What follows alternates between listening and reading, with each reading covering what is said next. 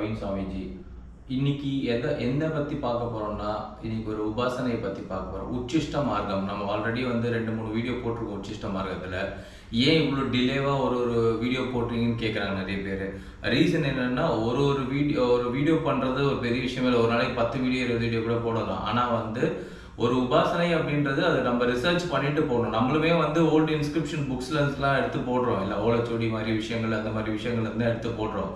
ஆனா அதுவுமே ஆராய்ச்சி பண்ணாம போட்டா அது சைட் எஃபெக்ட்ஸ் கொடுக்கும். சைட் எஃபெக்ட்ஸ்ன்றது உங்களுக்கான தடைகள், அந்த மாதிரி விஷயங்கள், தப்பா ஒரு விஷயம் பண்ணும்போதுக்கான பலன்கள் தப்பா வரதுக்கான வாய்ப்பு ஜாஸ்தியா இருக்கிறதுனால நம்ம ஒரு உபாசனையும் திருப்பி ரிப்பீட்டடா 1 month 48 days அதை ப்ராக்டிஸ் பண்ணி பார்த்துட்டு அதுக்கப்புறம் தான் நம்ம வீடியோவா கிரியேட் பண்ணி போடுறோம். அந்த விஷயங்கள் கரெக்டா இருக்கா, இல்லை என்னென்ன மாற்ற வேண்டியிருக்கு, என்ன விஷயங்கள் சேர்க்க வேண்டியது இருக்கு, இந்த மாதிரி விஷயம் சூட்சமா சில விஷயங்கள் கொடுத்துருப்பாங்க. அதை ப்ராக்டிஸ் பண்ணும்போது உபாசன காலத்துல மட்டும்தான் நம்மளுக்கு அது தெரியும். அது கரெக்டா நம்ம பண்றோம் அப்படின்ட்டு, இல்லை தப்பா இருந்தா என்ன மாத்தலாம் அப்படின்ற விஷயங்கள் தெரியும்.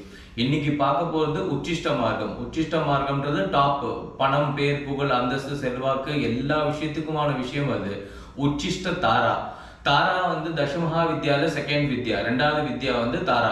அவங்களதே உச்சிஷ்ட மார்க்கம் இருக்கு. அது ரொம்ப ரகசியமானது, மோஸ்டா எங்கேயும் கிடைக்காத ஒரு விஷயங்கள். ஸோ உச்சிஷ்ட மார்க்கம் பண்ணா எங்களுக்கு என்ன பெனிஃபிட் அப்படின்னா, ஸ்டார்டிங்ல இருக்கவங்க பண்ணலாமான்னு கேட்கறாங்க. அது பண்ணக்கூடாது. ஸ்டார்டிங்ல இருக்கவங்க சாதாரண மகாகாளி உபாசனையோ இல்லை கணபதி உபாசனை ஆரம்பிச்சு அப்புறம் காளி போய் அப்புறம் தான் தாராவோட உச்சிஷ்ட மார்க்கத்துக்கு போகணும். உச்சிஷ்ட மார்க்கம் பண்றதுனால பெனிஃபிட்ஸ் நிறைய இருக்கு. நிறைய நல்ல விஷயங்கள் இருக்கு. நீங்க தொட்டது தொடங்கும் பணம், பேர், புகழ், அந்தஸ்து எல்லாமே கிடைக்கும். நான் ஏற்கனவே சொன்ன மாதிரி இந்த உச்சிஷ்ட தாராவோட மந்திரம், யந்திரம் நான் டிஸ்கிரிப்ஷன்ல கொடுக்குறேன். இந்த உபாசனை நீங்க எடுக்கணும், எனக்கு லைஃப்ல என்னோட லைஃப் நான் சேஞ்ச் பண்ணணும், அதுக்கு ஏதாவது ஒரு வழி எனக்கு சொல்லுங்க சாமி, இல்ல அதுக்கான உபாசனை முறைகள் கத்துக்கணும், தந்திரிகத்துல உச்சிஷ்ட தாராவோ உச்சிஷ்ட மார்க்கத்துல என்ன கத்துக்கிட்டோம், உச்சிஷ்ட கணபதியா இருக்கட்டும், மற்ற உபாசனை எதுவாக இருந்தாலும் கத்துக்கிட்டோம் அப்படின்னா நீங்க எனக்கு டிஸ்கிரிப்ஷன்ல எங்களோட நம்பர் இருக்கும், அதுக்கு கால் பண்ணுங்க.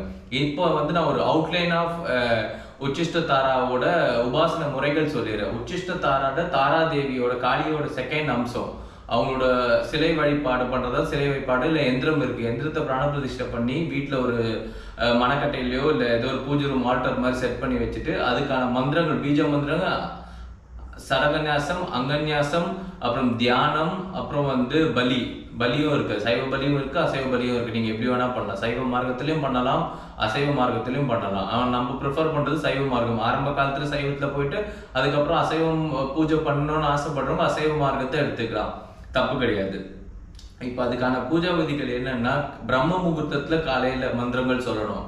காலையில 3 மணிக்கு எழுந்து நீங்க உங்களோட ரெகுலர் ஒர்க்கை முடிச்சுட்டு நீங்க பூஜை ஆரம்பிச்சு 5:30 மணிக்குள்ள பூஜை முடிச்சிடணும். அந்த பிரம்ம முகூர்த்தம் 4:30 5:30 அந்த டைம்குள்ள நீங்க அந்த பூஜையை முடிச்சிடணும்.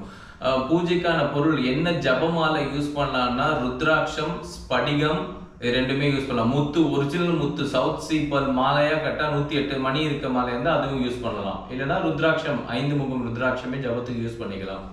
2வது நெய்வேத்தியம். சைவத்துல எல்லா இனிப்பு பதார்த்தங்களும், சாத வகைகள் எல்லாமே வைக்கலாம். புளி சாதம், தயிர் சாதம், தேங்காய் சாதம், சாம்பார் சாதம், இந்த மாதிரி சாத வகைகள் எது வேணா வைக்கலாம். அதை விட என்ன பிடிக்கும் அம்மாக்கா, இனிப்பு பதார்த்தங்கள், நேச்சுரல் ஸ்வீட்ஸ்ன்னு சொல்றாங்க, ஹனி, அந்த மாதிரி இனிப்பு சம்பந்தப்பட்ட சாக்லேட்ஸ், இந்த மாதிரி விஷயங்கள்லாம் பிடிக்கும் அம்மாவுக்கு ரொம்ப. அம்மாவுக்கு நெய்வேத்தியமா வைக்கலாம். இப்ப டெய்லி சமைக்க முடியாத, என்னால் டெய்லி சமைச்ச நெய்வேத்திய சாதங்கள் வைக்க முடியாதுன்றவங்க முடிஞ்ச அளவுக்கு நிறைய பழ வகைகள் வைக்கலாம். மாதுளை பழம், செவ்வாழை பழம், நார்மல் பனானா இருக்குல்ல, எல்லோ பனானா இருக்குல்ல, மலை வாழைப்பழம் ரொம்ப விசேஷம் நெய்வேத்தியத்துக்கு. இந்த மாதிரி அப்புறம் தேங்காய், வெத்தலை பாக்கு, இதெல்லாம் நீங்க தாம்பூலம் கதலி பழம் வைக்கிறது நீங்க வச்சிடலாம். அது தவிர்த்து என்ன ஆசனம் யூஸ் பண்ணலாம் அப்படின்னா, சிகப்பு ஆசனம், இல்ல மஞ்சள் பட்டு துணி, இல்ல தர்பாசனம் யூஸ் பண்றீங்கன்னா தர்பைக்கு மேல ஒரு பட்டு துணி, சிகப்போ இல்ல மஞ்சளோ, இது ரெண்டுத்தையும் எது வேணா யூஸ் பண்ணிக்கலாம். நீலம், கருநீலம் சொல்லுவாங்க. அந்த பிளாக் மாதிரி இருக்கும், ஆனா பிளாக் இருக்காது.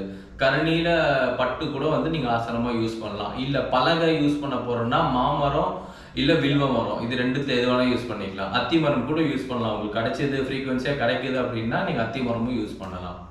இந்த உபாசனை செய்யுங்க. செஞ்சா கண்டிப்பா ரிசல்ட்ஸ் இருக்கும். பணம் நம்ம அதை டார்கெட் பண்ணி தான் எல்லாருமே லைஃப்ல ஓடிட்டு இருக்கோம். பணம் எங்கிருந்து வருது, எப்படி வருதுன்னு தெரியாது. ஆனா லீகலான விஷயத்துல பணம் குவிஞ்சு தள்ளிடும். முறையா உபாசனை பண்ணால் அந்த அம்மாவை அம்மாவா நினைச்சு பண்ணணும். உச்சிஷ்ட மார்க்கம்ன்றனே வேற மாதிரி தப்பான விஷயத்துல செஞ்சீங்கன்னா சைடு எஃபெக்ட்ஸ் இருக்கும். கரெக்டாக நம்ம சொல்லி கொடுக்குற முறைகளில் 48 நாள் கரெக்டாக விரதம் இருந்து ஒரு விஷயங்கள் பண்ணும்போது அந்த விஷயத்துக்கான பலன் வந்து ரொம்ப பவர்ஃபுல்லாக இருக்குது. நான் ப்ராக்டிக்கலாக பண்ணி பார்த்ததுனால நான் உங்களுக்கு சொல்கிறேன். எல்லாரும் அந்த உபாசனை முறையா கத்துட்டு பண்ணுங்க. எடுத்தமா யூடியூப்ல இருக்கேன்றதுக்காக பண்ணாதீங்க. யூடியூப்ல நாங்க போடுறதுக்கு என்னன்னா இந்த மாதிரி ஒரு மார்க்கம் இருக்குன்றது ஹிந்துசத்துல இன்னும் நிறைய கோடி விஷயங்கள் இன்ஸ்கிரிப்ஷன்ஸ் இருக்கு. ஆனா நிறைய பேருக்கு அது தெரியாம ரகசியம்ன்ற பேர்லயே வந்து அழிஞ்சு போயிடுச்சு. நம்ம ஹிந்துசமே வந்து அழிஞ்சு போச்சு. இப்ப நம்ம கையில இருக்கிறது 1% தான். 99% வந்து நம்மளை விட்டு போயிடுச்சு. இருக்கு அந்த 1% நெக்ஸ்ட் ஜென்ரேஷனுக்கு நம்ம கொண்டு போனோம். இப்படி ஒரு இருக்கு அப்படின்றத காட்டணுன்றதுக்காக தான் நாங்கள் ஒரு விஷயத்தை வீடியோவாக கிரியேட் பண்ணி போடுறோம். அண்ட் இந்த விஷயத்த வந்து நான் பர்சனலாக உபாசனை பண்ணி 48 days உபாசனை பண்ணி அதுக்கப்புறம் அதில் இருக்க நிறை குறைகள் எல்லாம் சரி பண்ணி அதுக்கப்புறம் தான் ஸ்டூடெண்ட்ஸுக்கு தீக்ஷா கொடுத்து அந்த குரு பரம்பரையில் கொண்டு வரணும். நம்ம இந்த உபாசனை கற்றுக்கணும்னு உங்களுக்கு ஆசை இருந்தால், உழைக்க தயாராக இருக்கேன், வாழ்க்கை மேம்படணும் ஆசை இருந்தீங்கன்னா எனக்கு கால் பண்ணுங்க. நன்றி, வணக்கம், நமஸ்காரம்.